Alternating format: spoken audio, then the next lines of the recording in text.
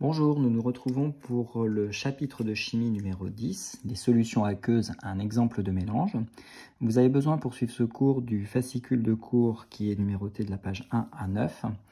Et vous avez normalement pris quelques instants pour pouvoir répondre aux différentes questions de l'introduction avant de suivre et d'écouter cette vidéo de correction et de présentation de ce chapitre. Une petite remarque avant de commencer, il s'agit là de notre dernier chapitre de chimie de l'année scolaire. Nous aurons donc terminé ainsi le programme de chimie.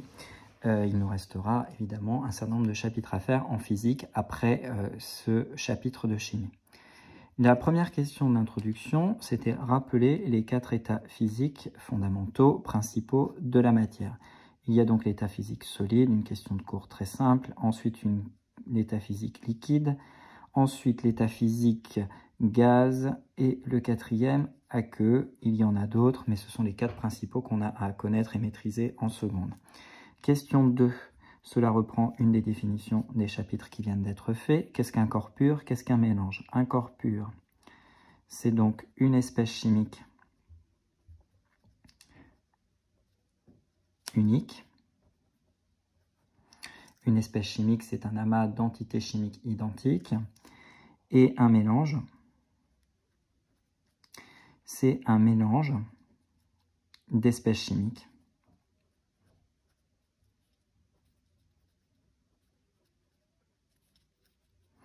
ou alors on aurait pu dire plusieurs espèces chimiques différentes regroupées ensemble. Rappelez ce qu'est la solubilité d'une espèce chimique dans un volume fixé, de solvant fixé, à température fixée. Question 3, question de cours du chapitre précédent, chapitre 9. La solubilité d'une espèce chimique. 3 paramètres à fixer dans un volume fixé d'un solvant fixé à température fixée elle aussi. Et la quantité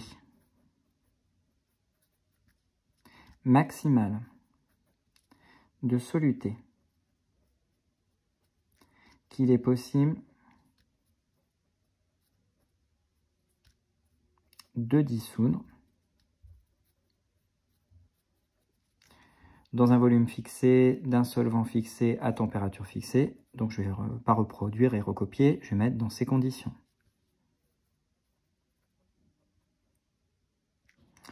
Entre parenthèses, petit s,